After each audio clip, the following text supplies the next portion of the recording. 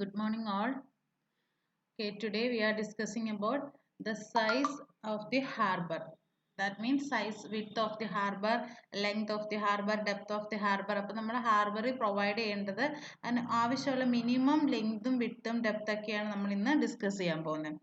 Okay, അപ്പം നമുക്കറിയാം ഒരു ഹാർബറിലേക്ക് നമ്മൾ അതിൻ്റെ ഫസ്റ്റ് നമ്മൾ ഡിസൈൻ ചെയ്യുന്നത് അതിൻ്റെ എൻട്രൻസ് ചാനലാണ്. ആ ഒരു ഷിപ്പിന് കയറി വരാനുള്ള അത്ര സ്പേസിങ്, അവിടുത്തെ എൻട്രൻസിൻ്റെ സ്പേസിങ് ആദ്യമേ നമ്മൾ ഡിസൈൻ ചെയ്യണം, അല്ലെങ്കിൽ എത്രമാത്രം വേണമെന്ന് അത് നമ്മൾ പ്രൊവൈഡ് ചെയ്യണം. അപ്പം അങ്ങനെ നമ്മൾ പ്രൊവൈഡ് ചെയ്യണമെങ്കിൽ ആ ഒരു ഹാർബറിലേക്ക് വരുന്ന ഏറ്റവും വലിയ ഷിപ്പിൻ്റെ സൈസ് അറിഞ്ഞിരിക്കണം. പലതിനും പല പല ഹാർബർ ആയിരിക്കും നമ്മൾ പ്രൊവൈഡ് ചെയ്യുന്നത്. ചില ഹാർബറിന് പറഞ്ഞാൽ വലിയ വലിയ ഷിപ്പൊന്നും അവിടെ വരേണ്ട കാര്യമില്ല. അപ്പോൾ നമ്മൾ ആ ഹാർബർ എന്തിനു വേണ്ടിയാണ് നമ്മൾ കൺസ്ട്രക്ട് ചെയ്തത്, ദെൻ അവിടത്തേക്ക് വരുന്ന ഷിപ്പിന്റെ ഏറ്റവും മാക്സിമം അവിടത്തേക്ക് വരാൻ പറ്റുന്ന ഷിപ്പിനകത്ത് ഏറ്റവും വലിയ സൈസ് ഏത് ഷിപ്പാണോ ആ ഷിപ്പിന്റെ നമ്മൾ അതിന്റെ വിഡ്ത്തും അതിന്റെ ലെങ്തും കൺസിഡർ ചെയ്തിട്ട് വേണം ഓരോ ഹാർബറിന്റെയും എൻട്രൻസ് ചാനലിന്റെ വിഡ്ത്തും ഡെപ്തും നമ്മൾ അതനുസരിച്ച് പ്രൊവൈഡ് ചെയ്യേണ്ടത്. Okay, but normally the size of harbor depending upon the number and size of ships likely to use the harbor at one time. ഒരു ടൈമിനകത്ത് എത്ര നമ്പർ ഓഫ് ഷിപ്സ് വരും, അതിന് പിന്നെ വരുന്ന ഷിപ്പിന്റെ സൈസ് എത്രയാണ്, അതനുസരിച്ച് വേണം നമ്മൾ പ്രൊവൈഡ് ചെയ്യാൻ വേണ്ടി. Some of the biggest modern ships are about 275 meter to 300 meter long and about 30 meter wide. അപ്പം നമ്മൾ കൺസിഡർ ചെയ്യുമ്പം ആ ഒരു ഏറ്റവും മോഡേൺ ഷിപ്പ്, ഇപ്പം മോഡേൺ ഷിപ്പൊക്കെ വരുന്ന ഹാർബറൊക്കെ ആണെങ്കിൽ അപ്പോൾ ഏകദേശം 275 മീറ്റർ ടു 300 മീറ്റർ ലോങ്ങും 30 മീറ്റർ വൈഡും ഉള്ള ഷിപ്പ് വരെയുണ്ട്. അപ്പോൾ അതാണ് ഏറ്റവും മാക്സിമം നമ്മൾ ഈ ഒരു കൺസിഡറേഷൻ വെച്ചിട്ട് വേണം പ്രൊവൈഡ് ചെയ്യാൻ. There should be sufficient area for manoeuvring them without collision. Okay, നമ്മൾ ഓൾറെഡി പറഞ്ഞ കാര്യമാണ്, ടേണിംഗ് ബേസിൻ്റെ കാര്യങ്ങളൊക്കെ ഡിസ്കസ് ചെയ്ത്. അപ്പോൾ അതിന് രണ്ടെണ്ണം ഒരുമിച്ച് വന്നാൽ അത് കൊളൈഡ് ചെയ്യാതിരിക്കാൻ വേണ്ടി, കൊളൈഡ് ചെയ്യാതെ അതിന് ഫ്രീ ആയിട്ട് മൂവ് ചെയ്യാനുള്ള സ്പേസിങ് നമ്മൾ അത്ര ഏരിയ അവിടെ നമ്മൾ പ്രൊവൈഡ് ചെയ്യണം. ഓക്കെ, അപ്പോൾ ഇതെന്ന് പറയുന്നത് ഒരു എൻട്രൻസ് ചാനലിന്റെ ഒരു ക്രോസ് സെക്ഷൻ ആണ് ഇവിടെ കാണിച്ചിരിക്കുന്നത്. എൻട്രൻസിന്റെ അവിടെയുള്ള ക്രോസ് സെക്ഷൻ ആണ് കാണിച്ചിരിക്കുന്നത്. അപ്പോൾ ഈ പിക്ചറിൽ നിങ്ങൾക്ക് കുറച്ച് മനസ്സിലാക്കാം. അതിന്റെ നടുക്ക് കാണിച്ചിരിക്കുന്നതാണ് ഷിപ്പ്. ദെൻ ഷിപ്പിന്റെ വിഡ്ത്ത് എന്ന് പറയുന്നത് അറൗണ്ട് അബൌട്ട് എത്ര, ഒരു ബി എന്ന് പറയുന്നതാണ് ഷിപ്പിന്റെ വിഡ്ത്ത് ആയിട്ട് നിങ്ങൾ കൺസിഡർ ചെയ്യുക. ഓക്കെ, ബി എന്ന് പറയുന്നത് ഷിപ്പിന്റെ വിഡ്ത്ത് ആണ്, വിഡ്ത്ത് ആണ്, ലെങ്ത് അല്ല. ഓക്കെ, വിഡ്ത്ത് ആണ് ബി. അങ്ങനെയാണെങ്കിൽ നമ്മൾ പ്രൊവൈഡ് ചെയ്യേണ്ട minimum length width of the entrance channel എന്ന് പറഞ്ഞാൽ നോക്കിയേ, ഇതാണ് ബോട്ടം. നമ്മൾ ബോട്ടം അതിന്റെ ക്രോസ് സെക്ഷൻ എടുക്കുമ്പോൾ ഹാർബറിന്റെ ബോട്ടം ഇതാണ്. ദെൻ നമ്മൾ ട്രപ്പിസോയിഡൽ സെക്ഷനിലാണ് പ്രൊവൈഡ് ചെയ്യേണ്ടത്. അപ്പോൾ എൻട്രൻസ് മുകളിൽ നമ്മൾ നോക്കുമ്പോൾ നമുക്ക് അതിന്റെ ഷേപ്പ് അറിയാൻ പറ്റത്തില്ല. പക്ഷെ ബോട്ടത്തിലോട്ട് വരുമ്പോൾ ഇതെന്ന് പറയുന്നത് നമ്മൾ ഏത് കൺസ്ട്രക്ട് ചെയ്യുന്നത്, അവിടെ നമ്മൾ ബ്രേക്ക് വാട്ടേഴ്സ് ഒക്കെ കൺസ്ട്രക്ട് ചെയ്യുമല്ലോ. അപ്പോൾ അതിന്റെ സൈഡ് സ്ലോപ്പ് എന്ന് പറയുന്നത് 2:1 ആയിരിക്കണം. ട്രപ്പിസോയിഡൽ ചാനലാണ് നമ്മൾ അവിടെ കൺസിഡർ ചെയ്യേണ്ടത്. ഈ ഒരു ഫിഗർ മസ്റ്റായിട്ട് നിങ്ങൾ വരച്ചിട്ട് വേണം സൈസ് ചോദിക്കുവാണെങ്കിൽ എക്സ്പ്ലെയിൻ ചെയ്യാൻ. ദെൻ നമുക്കൊരു ഷിപ്പ് ഉണ്ട്, ഷിപ്പിന്റെ വിഡ്ത്ത് ബി ആണ് അസ്യൂം ചെയ്യുക. ഏത് സൈസും ആയിക്കോട്ടെ, അവിടേക്ക് വരാവുന്ന ഷിപ്പിന്റെ ഒരു മാക്സിമം വിഡ്ത്ത് ബി ആണ് അസ്യൂം ചെയ്യുക. ദെൻ ആ ബോട്ടം വിഡ്ത്ത് എന്ന് പറഞ്ഞാൽ, താഴെ പ്രൊവൈഡ് ചെയ്യേണ്ട ബോട്ടം വിഡ്ത്ത് എന്ന് പറഞ്ഞാൽ എബൌട്ട് 4 times ബി ആയിരിക്കണം. That is 2 times B plus ഒരു ബി എന്ന് പറയുന്ന ഒരു ഷിപ്പ് ക്ലിയറൻസ് നമ്മൾ ബോട്ടത്തിൽ കൊടുക്കണം. അത് വന്ന് ടച്ച് ചെയ്യാൻ സൈഡിലോട്ടൊന്നും ഒന്ന് ഇടിക്കാതിരിക്കാനൊക്കെ ഒരു ഷിപ്പ് ക്ലിയറൻസ് ഓൾറെഡി ബി ആണെങ്കിൽ 2B ആണ് നമ്മൾ പ്രൊവൈഡ് ചെയ്യുന്നത്. കാരണം 2 ഷിപ്പ് അറ്റ് എ ടൈം വരുമോ, ഒരുപാട് ഷിപ്പിന് നമുക്ക് എടുക്കാൻ പറ്റത്തില്ല എങ്കിൽ 2 ഷിപ്പിനേലും ഒരേ സമയം കയറാൻ പറ്റുന്ന രീതിയിൽ വേണം നമ്മൾ 2B നമ്മൾ പ്രൊവൈഡ് ചെയ്യാൻ. മാക്സിമം ഒരു ഷിപ്പ് അനുസരിച്ച് നമ്മൾ കയറ്റി വിടുന്നത്. ഓക്കെ, നമ്മൾ ഡിസൈൻ ചെയ്യുമ്പോൾ മാക്സിമം കൊടുക്കുക. ദെൻ ഷിപ്പ് ക്ലിയറൻസ് ആയിട്ട് ബിയും കൊടുക്കുക. അത് എത്രമാത്രം വേണം, ബോട്ടത്തിന്റെ കേസിലാണ് പറഞ്ഞത്. ഇനി ടോപ്പിലോട്ട് വരുമ്പോൾ എക്സ്ട്രാ ഒരു ബാങ്ക് ക്ലിയറൻസ് 30 മീറ്റർ രണ്ട് സൈഡിലും ബാങ്ക് ക്ലിയറൻസും പ്രൊവൈഡ് ചെയ്യണം. അങ്ങനെ ആകുമ്പോൾ ടോട്ടൽ എത്ര വരും, 4B പ്ലസ് 60 ആണ് ടോപ്പ് വിഡ്ത്ത് പ്രൊവൈഡ് ചെയ്യേണ്ടത്. ബോട്ടം വിഡ്ത്ത് എന്ന് പറയുന്നത് അബൌട്ട് 4B ആണ്. ഓക്കെ, ദെൻ ലോഡഡ് ഡ്രാഫ്റ്റ് എന്ന് പറഞ്ഞാൽ പിക്ചറിൽ നിന്ന് തന്നെ നിങ്ങൾ മനസ്സിലാക്കി പോകണം. ലോഡഡ് ഡ്രാഫ്റ്റ് എന്ന് പറഞ്ഞാൽ എത്രമാത്രം ഡെപ്ത് ആ ഒരു ഷിപ്പിന്റെ പോർഷൻ താഴെ ഇമേഴ്സ് ചെയ്തിട്ടുണ്ടോ ആ ഒരു പോർഷന് പറയുന്ന പേരാണ് ലോഡഡ് ഡ്രാഫ്റ്റ്. അതൊരു ഡെപ്ത് വെച്ചിട്ടാണ് ഡിനോട്ട് ചെയ്യുന്നത്. ഇനി ഏറ്റവും ബോട്ടത്തിന് നമ്മൾ ആ ഒരു ഷിപ്പിന്റെ ബോട്ടത്തിന് പറയുന്നത് കീൽ എന്നാണ്. ഇനി കീൽ ക്ലിയറൻസ് അത് നമ്മളുടെ ബെഡുമായിട്ട് ടച്ച് ചെയ്യാതിരിക്കാൻ മിനിമം ഒരു 1 മീറ്റർ കീൽ ക്ലിയറൻസ് അവിടെ നമ്മൾ പ്രൊവൈഡ് ചെയ്യണം. അപ്പോൾ അതനുസരിച്ച് വേണം ഇതിന്റെ ഹൈറ്റ് നമ്മൾ പ്രൊവൈഡ് ചെയ്യാൻ. അപ്പോൾ ടോട്ടൽ ഡെപ്ത് ഉണ്ട്. ടോട്ടൽ ഡെപ്ത് എന്ന് പറയുന്നത് വാട്ടർ ലെവലിൽ നിന്ന് താഴെയുള്ള ടോട്ടൽ ഡെപ്ത്, അതിനകത്ത് ലോഡഡ് ഡ്രാഫ്റ്റും പിന്നെ എക്സ്ട്രാ ഒരു കീൽ ക്ലിയറൻസ് നമ്മൾ പ്രൊവൈഡ് ചെയ്യണം. കീൽ എന്ന് പറഞ്ഞാൽ ഷിപ്പിന്റെ ബോട്ടത്തിനാണ് കീൽ എന്ന് പറയുന്നത്. ഓക്കെ, ലോഡഡ് ഡ്രാഫ്റ്റ് എന്ന് പറയുന്നത് ഇമേഴ്സ് ചെയ്തിരിക്കുന്ന അത്രയും പോർഷന് പറയുന്ന പേരാണ് loaded draft. Okay, then width of entrance to the harbor. The entrance width should be in proportion to the size of the harbor and ship using it. To reduce the wave height within the harbor, the entrance width should not be more than that necessary to provide safe navigation and also to prevent dangerous currents when the tide is coming and going out. അപ്പോൾ ഈ ഒരു ഫീച്ചേഴ്സും എല്ലാം consider ചെയ്യണം. ഏതൊക്കെയാ? അവിടെ വരുന്ന ടൈഡും പിന്നെ ആ കറന്റിന്റെ എഫക്റ്റും എല്ലാ കാര്യങ്ങളും നമ്മൾ കൺസിഡർ ചെയ്തിട്ട് വേണം ആ ഒരു ഹൈറ്റ് നമ്മൾ പ്രൊവൈഡ് ചെയ്യാൻ. അപ്പോൾ വേവ് ഹൈറ്റിനെയൊക്കെ റിഡ്യൂസ് ചെയ്യണം. അതൊക്കെ നമ്മൾ ഏതിനകത്താണ് അത് കൺസിഡർ ചെയ്യുന്നത്? ബ്രേക്ക് വാട്ടർ കൺസ്ട്രക്ഷനകത്താണ് ആ കാര്യങ്ങളെല്ലാം നമ്മൾ കൺസിഡർ ചെയ്യേണ്ടത്. ഓക്കെ, ഇനി ഒരു സ്മോൾ ഹാർബർ എന്ന് പറയുന്നത് for small harbor 90 meter provide ചെയ്യുക. For medium harbor 120 to 150 meter. For large harbor 150 to 250 meter. Okay, ഇതൊക്കെ നമ്മൾ ജസ്റ്റ് ബേസിക് ആയിട്ട് എടുക്കുന്ന ഒരു വലിയ പർപ്പസ് അല്ലെങ്കിൽ നമ്മൾ ഇത്രയും മിനിമം പ്രൊവൈഡ് ചെയ്യണം. ഇനി വലിയ ലാർജ് ആണെങ്കിൽ ആ ഷിപ്പിന്റെ സൈസ് വെച്ചിട്ട് വേണം നമ്മൾ കൺസിഡർ ചെയ്യാൻ വേണ്ടി. ഓക്കെ, ഇനി വിഡ്ത്ത് ഓഫ് ദ എൻട്രൻസ്, ഈ പറഞ്ഞ കാര്യങ്ങൾ ഒന്നും കൂടെ പറയുന്നതേ ഉള്ളൂ. നോക്കിയേ, the entrance channel width is divided into manoeuvring line width. Already പറഞ്ഞു, അതിന് കയറി ഒന്ന് അത് ഫ്രീ ആയിട്ടൊന്ന് മൂവ് ചെയ്യാനുള്ള width 2B. Then ship clearance line എന്ന് പറയുന്നത് B, അത് രണ്ട് സൈഡിലും പ്രൊവൈഡ് ചെയ്യണം. Then bank clearance depending upon side slope. Okay, നമ്മൾ മിനിമം പ്രൊവൈഡ് ചെയ്യുന്ന ബാങ്ക് ക്ലിയറൻസ് 30 മീറ്റർ ആണ്. അപ്പോൾ ആ ഫിഗറിൽ നമുക്ക് എടുക്കാൻ പറ്റും. Total width of the entrance channel എന്ന് പറയുന്നത് 4B plus 2 into bank clearance. Okay, picture ചെയ്യുന്നുണ്ട് 4B എന്ന് പറയുന്നത് ഈ 2B പ്ലസ് B എന്ന് പറയുമ്പോൾ 4B ആവും, പ്ലസ് 2 ടൈംസ് ബാങ്ക് ക്ലിയറൻസ്. എത്രയാണോ ബാങ്ക് ക്ലിയറൻസ് അത് വേരി ചെയ്യുന്ന ഒരു ഫാക്ടറാണ് ബാങ്ക് ക്ലിയറൻസ്. അത് ടോപ്പിലാണെന്നും കൂടെ മനസ്സിലാക്കി വെക്കുക. ഇനി ടേണിംഗ് ബേസിൻ, ഇനി നമ്മൾ ആദ്യം പറഞ്ഞ കമ്പോണൻസിന്റെ ഓരോ കാര്യം വെച്ച് പറയാം. ഇനി ടേണിംഗ് ബേസിൻ എന്ന് പറഞ്ഞാൽ അറിയാലോ, എൻട്രൻസ് കയറി കഴിഞ്ഞ് പിന്നെ ആ ഷിപ്പിനൊന്ന് ഫ്രീ ആയിട്ട് ടേൺ ചെയ്യാനുള്ളൊരു സ്ഥലത്തിന് പറയുന്ന പേരാണ് ടേണിംഗ് ബേസിൻ. ഇനി ടേണിംഗ് ബേസിന്റെ റേഡിയസ് എന്ന് പറയുന്നത് മിനിമം 2 ടൈംസ് L ആയിരിക്കണം. ദാറ്റ് മീൻസ് L എന്ന് പറയുന്നത് അവിടേക്കുള്ള ലാർജസ്റ്റ് ഷിപ്പിന്റെ ലെങ്ത് ആണ്. അപ്പൊ നേരത്തെ നമ്മൾ വിഡ്ത്താണ് കൺസിഡർ ചെയ്തത് എൻട്രൻസിന്. ഇനി ലെങ്ത് കൺസിഡർ ചെയ്യുന്നത് എവിടെ? ടേണിംഗ് ബേസിൻ പ്രൊവൈഡ് ചെയ്യാൻ നേരം ആ ഷിപ്പിന്റെ ലെങ്ത് നമ്മൾ കൺസിഡർ ചെയ്യണം. ഇപ്പൊ മിനിമം റേഡിയസ് എന്ന് പറയുന്നത് 2 ടൈംസ് L ആയിരിക്കണം. ഇനി അത് ഡയമീറ്ററിന്റെ ടേമിൽ പറയുവാണ്, ഡയമീറ്റർ എന്ന് പറയുന്നത് 2R ആണ്. Then that means 4L. അപ്പോൾ ഒബ്ജക്റ്റീവ് ടൈപ്പ് നിങ്ങൾ പിന്നെ എക്സാംസ് ഒക്കെ പിന്നെ PSC എക്സാം ഒക്കെ നോക്കുമ്പോൾ ഒരു ഇമ്പോർട്ടൻ്റ് ഒരു ടേം ആണ് ഈ ഒരു ടേണിംഗ് ബേസിൻ തന്നെ. ഈ ഹാർബറിനകത്ത് ഞാൻ അതും കൂടെ ചേർത്ത് പറയാം. നിങ്ങൾ പിന്നെ ഒബ്ജക്റ്റീവ് എക്സാം ഒക്കെ അറ്റൻഡ് ചെയ്യാനിരിക്കുന്ന ആൾക്കാരായതുകൊണ്ട് ഹാർബറിനകത്ത് കൂടുതലും ഈ ഒരു സൈസ്, ഷേപ്പ്, പിന്നെ നമ്മൾ ആദ്യമേ ഡിസ്കസ് ചെയ്ത കുറെ വാവ്സ്, ക്വൈസ്, ഇങ്ങനെയൊക്കെയുള്ള ടേംസ് ഒക്കെയാണ് ക്വസ്റ്റ്യൻസ് ഒക്കെ ആയിട്ട് കൂടുതലും ചോദിക്കുന്നത്. അതിനകത്തൊരു ഇമ്പോർട്ടൻ്റ് ഫാക്ടറാണ് ടേണിംഗ് ബേസിന്റെ റേഡിയസ് എത്ര, ടേണിംഗ് ബേസിന്റെ ഡയമീറ്റർ എത്ര എന്ന്. റേഡിയസും ഡയമീറ്ററും കൂടെ മാറരുത്. റേഡിയസ് 2L ആണ്, ഡയമീറ്റർ വരുമ്പോൾ അതിന്റെ ഇരട്ടി വരും, 4 ടൈംസ് L. ഓക്കെ, നിങ്ങളിത് ജസ്റ്റ് ഫിഗർ വരച്ച് വിഡ്ത്ത് നോട്ട് ചെയ്യുക, ടേണിംഗ് ബേസിൻ നോട്ട് ചെയ്യുക. Then wave height within the harbour. അപ്പോൾ ഹാർബറിൽ അക്കോമഡേറ്റ് ചെയ്യാനുള്ള, അവിടെ പ്രൊവൈഡ് ചെയ്യാനുള്ള വേവ് ഹൈറ്റ് എന്ന് പറയുന്നത് ഈ ഒരു ഇക്വേഷൻ വെച്ചിട്ടാണ് നമ്മൾ കാൽക്കുലേറ്റ് ചെയ്യുന്നത്. ഓക്കെ, ഇക്വേഷൻ ഞാൻ തന്നേ ഉള്ളൂ, കാണാതെ പഠിക്കേണ്ട കാര്യമൊന്നുമില്ല. ജസ്റ്റ് നിങ്ങൾ മെൻഷൻ ചെയ്താൽ മതി, എന്തൊക്കെ കൺസിഡർ ചെയ്യണമെന്ന് മെൻഷൻ ചെയ്താൽ മതി. അത്രയും വലിയ ഇമ്പോർട്ടൻസ് ഇല്ല ഇതിനൊന്നും. നമ്മൾ ഡിസൈൻ പർപ്പസിന് വേണ്ടിയാണ് ഈ ഒരു ഇക്വേഷൻ നമ്മൾ യൂസ് ചെയ്യുന്നത്. ഓക്കെ, നിങ്ങൾക്ക് പഠിക്കാൻ പറ്റുന്ന ഇക്വേഷൻസ് ഒക്കെ പഠിച്ചിട്ട് അതിന്റെ വാല്യൂ എഴുതുക. ബാക്കി നിങ്ങൾ തിയററ്റിക്കലായിട്ട് എന്തെങ്കിലും ജസ്റ്റ് ബ്രീഫായിട്ട് നോട്ട് എഴുതിയാൽ മതി. The depth of the harbour. Okay, depth of the harbour എന്ന് പറയുന്നത് channel depth is generally determined by the following formula. ഇത് പഠിച്ചു വെക്കുന്നത് നല്ലതായിരിക്കും. ഡെപ്ത് നേരത്തെ ഓൾറെഡി ഞാൻ ഡെപ്ത് നിങ്ങളെ കാണിച്ചതാണ്. ഡെപ്ത് എന്ന് പറയുന്നത് D' plus h/3 plus D'. ഇനി ഓരോന്ന് എന്തൊക്കെയാന്ന് നോക്കാം. D' എന്ന് പറഞ്ഞാൽ the draft of the largest ship to be accommodated. നേരത്തെ പറഞ്ഞു ഡ്രാഫ്റ്റ് എന്താന്ന് പറഞ്ഞു. അപ്പൊ ഏറ്റവും ലാർജസ്റ്റ് ഷിപ്പിന്റെ ഡ്രാഫ്റ്റ് ആണ് D'. ഇനി H എന്ന് പറയുന്നത് അവിടെ വരുന്ന വേവിന്റെ ഹൈറ്റ്. ഓക്കെ, അപ്പൊ വേവിന്റെ ഹൈറ്റ് മീൻസ് h/3 ആയിട്ട് എടുക്കുക, ഹൈറ്റിന്റെ 1/3 എടുക്കുക.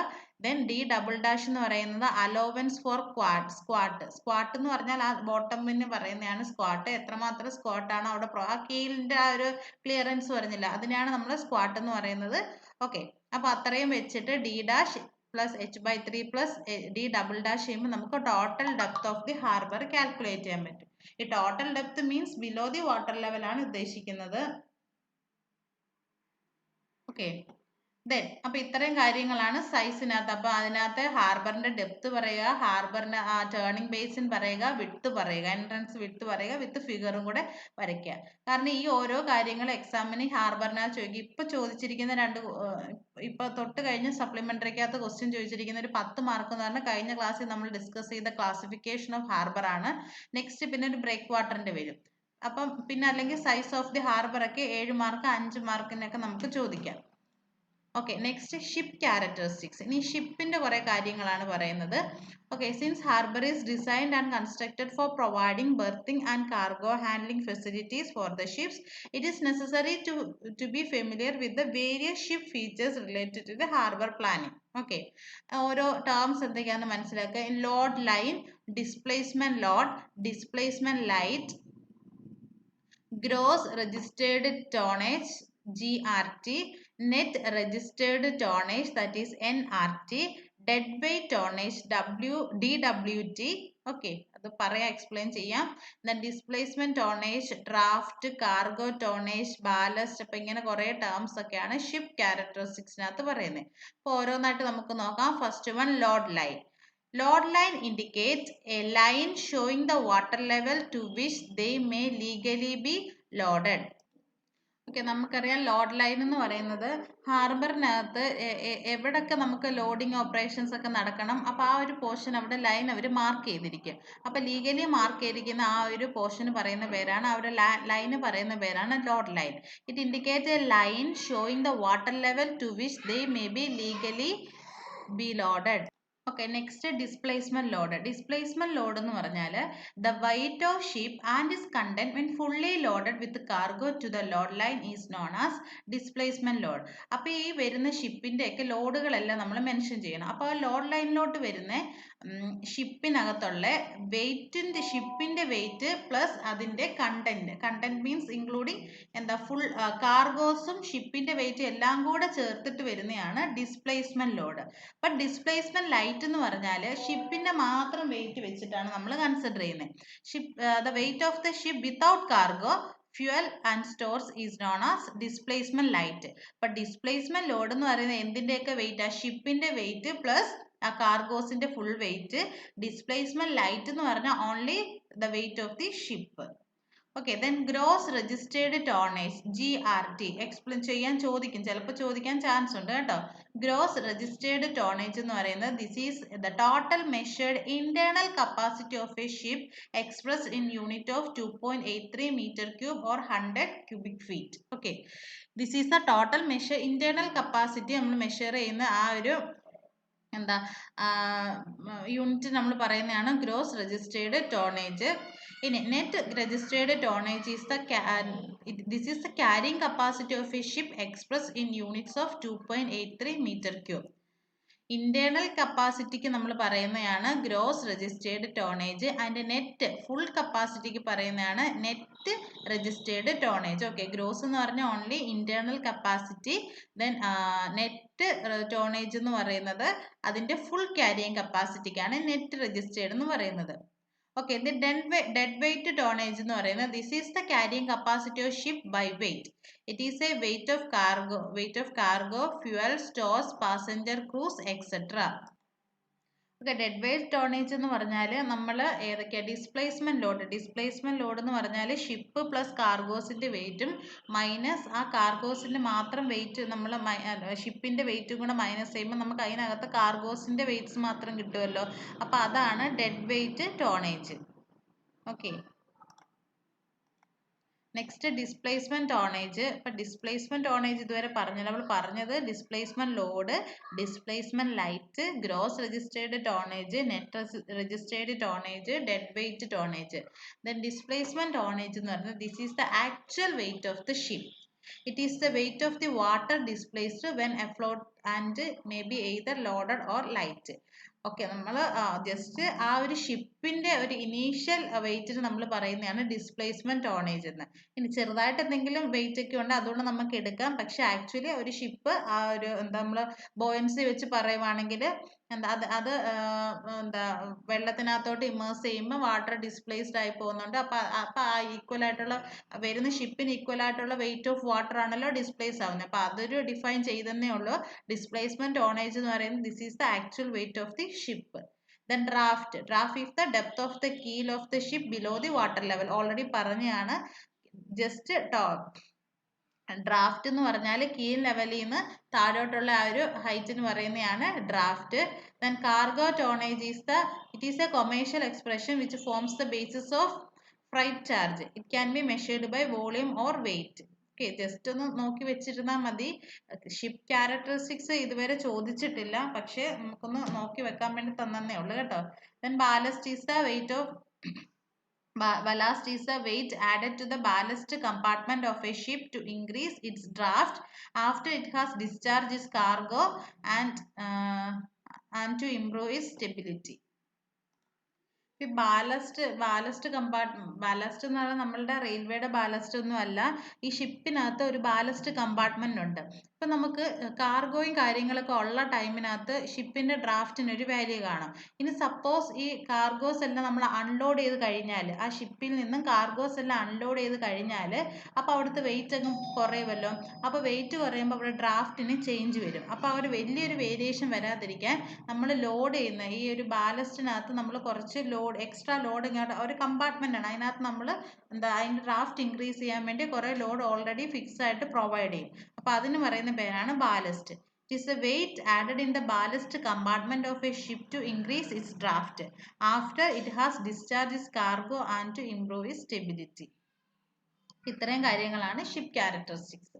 ഓക്കെ, അത് വലിയ ഇമ്പോർട്ടൻസ് ആയിട്ട് നിങ്ങൾ എടുക്കേണ്ട കാര്യമില്ല. ജസ്റ്റ് ഒന്ന് നോക്കി വെക്കുക. ഇതുവരെ വലിയ രീതിയിൽ ചോദിച്ചിട്ടില്ല. But next topic natural phenomena നമുക്കൊരു 10 മാർക്കിന് 2 തവണ ചോദിച്ചിട്ടുള്ളതാണ്. ഏതൊക്കെ നാച്ചുറൽ ഫിനോമിനാസ് ആണ് ഒരു ഹാർബറിനകത്ത് ആക്ട് ചെയ്യുന്നത്? അപ്പൊ നമുക്കറിയാം വിൻഡ്, വേവ്സ്, ടൈഡ്സ്, കറന്റ്, ഇതൊക്കെയാണ് ഒരു ഹാർബറിലോട്ട് ആക്ട് ചെയ്യുന്ന നാച്ചുറൽ ഫോഴ്സസ് എന്ന് പറയാം. ഇനി വിൻഡ് എന്താ? Wind is a horizontal movement of air due to difference in air pressure which are caused by differential heating and cooling. In short, wind means air in motion. ഇതൊക്കെ ഞാൻ ഒന്ന് വായിച്ചു പോകുന്നേ ഉള്ളൂ. വിൻഡ് എന്തൊക്കെയാ നിങ്ങൾക്ക് അറിയാം. വിൻഡ് ക്യാരക്ടറിസ്റ്റിക്സ് നോക്കുന്ന പറയുന്ന direction of wind usually specified by compass. Then frequency of wind is the percentage of the time in a year it will blow from a particular direction. Then intensity gives the velocity of the wind. Okay. Speed of the wind is expressed in knot and wind strength is measured in kilometer per hour. Just നിങ്ങൾ ഈ forces ഒന്ന് mention ചെയ്യുക. ഫോഴ്സിന്റെ ഡെഫിനിഷൻസും കാര്യങ്ങളും അതിന്റെ direction measure ചെയ്യുന്ന എന്തൊക്കെയാന്നൊക്കെ ഒന്ന് not ചെയ്യുക. ഓക്കെ, അതുപോലെ വേവ്സ് എന്ന് പറയുന്നത് it is a periodic undulations of water on the sea surface. Water waves are generated by transfer of energy from air moving over the water. Then causes of sea waves എന്ന് പറയുന്നത് wind, revolution of the earth, then gravitational force of the moon and sun, earthquake, landslide and seashore. Okay, the types of sea waves, deep sea waves ഉണ്ട്, shallow sea waves, oscillatory sea waves, then translatory waves, capillary waves, surfs, surges and tsunamis. അപ്പോൾ ഇതൊക്കെയാണ് types of waves. Just ഒക്കെ ഒന്ന് mention ചെയ്ത് പോയാൽ മതി. Full theoretical ആണ്. Okay, ഇനി വേവ് വെലോസിറ്റി കാൽക്കുലേറ്റ് ചെയ്യാനുള്ള formula L/T, where L is the length എന്ന് വെച്ചാൽ എത്ര ഡിസ്റ്റൻസ് അത് മൂവ് ചെയ്തിട്ടുണ്ടോ, ആ വേവ്സ് എത്രമാത്രം ഡിസ്റ്റൻസ് അത് കിടക്കുകയാണ്, that means L. Then T is the wave period. ഒരു വേവ് അത് ഡെവലപ്പ് ചെയ്യുന്ന ആ ഒരു പീരീഡിനെയാണ് എന്താ പറയുന്നത് വേവ് വെലോസിറ്റി T എന്ന് പറയുന്നത്. ഓക്കെ, ഇനി ഫെച്ച് എന്ന് പറയുന്നത് it is A straight line stretch of open water available for wave growth without the interruption of land is called fetch.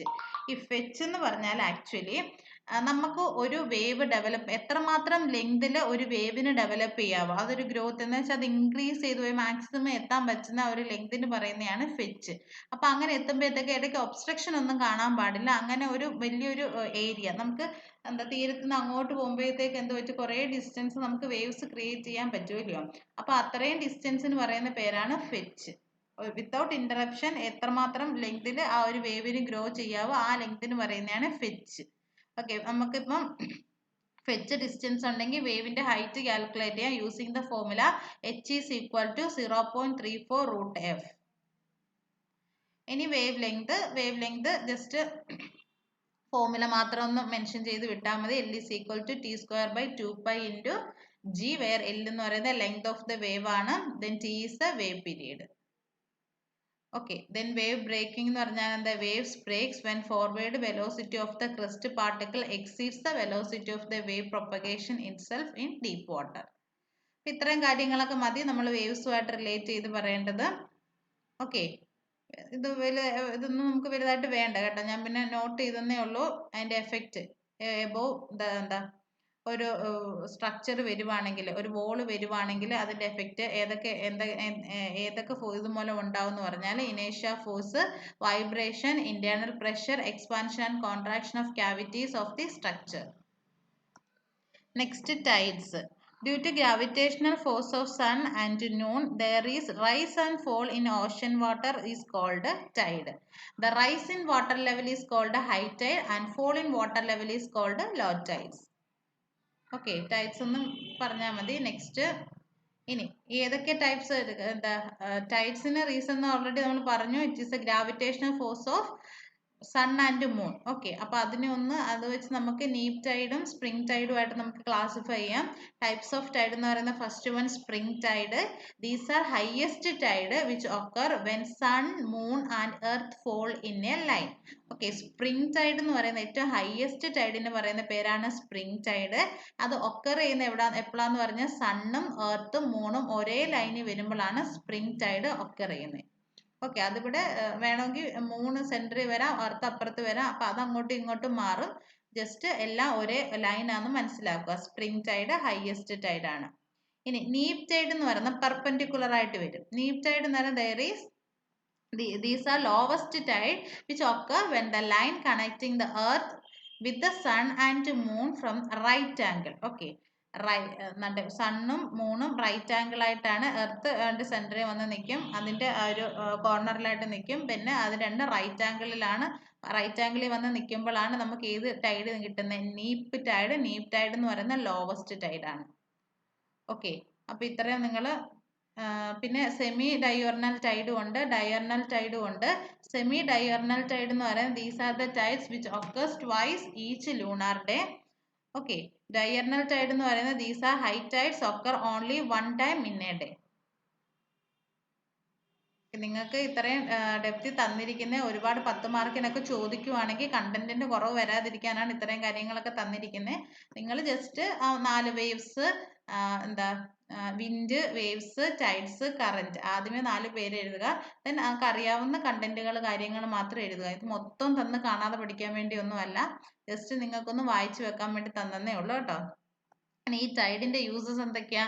Tides can be used four harnessing the power. Then tides are used for entry and exit of ships in the harbor. Fisherman takes an advantage of tides. എന്ന് വെച്ചാൽ അവർക്ക് അത് easy ആയിട്ട് move ചെയ്യാം. ടൈഡിന്റെ direction അനുസരിച്ച് അവർക്ക് ഒരുപാട് effort ഇല്ലാതെ നമുക്ക് ആ ഒരു ഷിപ്പ് മൂവ് ചെയ്യിക്കാൻ പറ്റും. Ports remains clean due to tides and high tide water can be used for harvesting salt. ഇതൊക്കെ ഒരു ടൈഡ്സിന്റെ അഡ്വാൻറ്റേജസ് ആണ്. ഇനി നെക്സ്റ്റ് ലാസ്റ്റ് വൺ എന്ന് പറയുന്നത് കറന്റ് ആണ്. കറന്റ് എന്ന് പറയുന്ന horizontal movement of water is called current.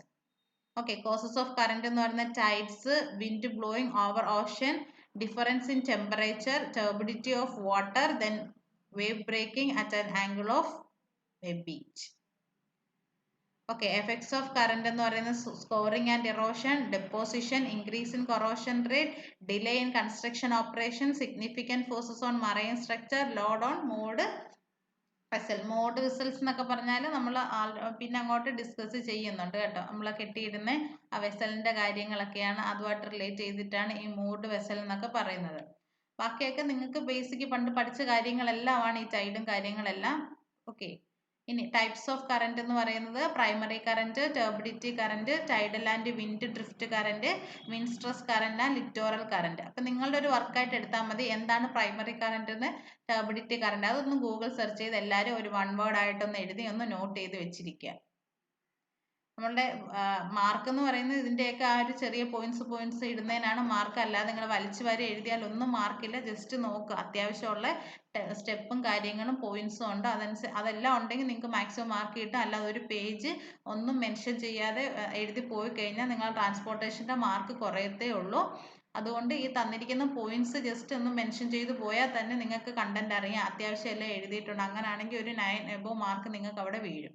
അല്ലാതെ മൊത്തം വലിച്ചു വാരി എഴുതി കഴിഞ്ഞാൽ നമുക്ക് ഒരു മാർക്കും കിട്ടത്തില്ല.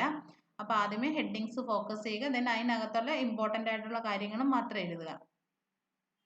ഓക്കെ, അപ്പോൾ ഇത്രയും കാര്യങ്ങളെ ഇന്ന് പറയുന്നുള്ളൂ.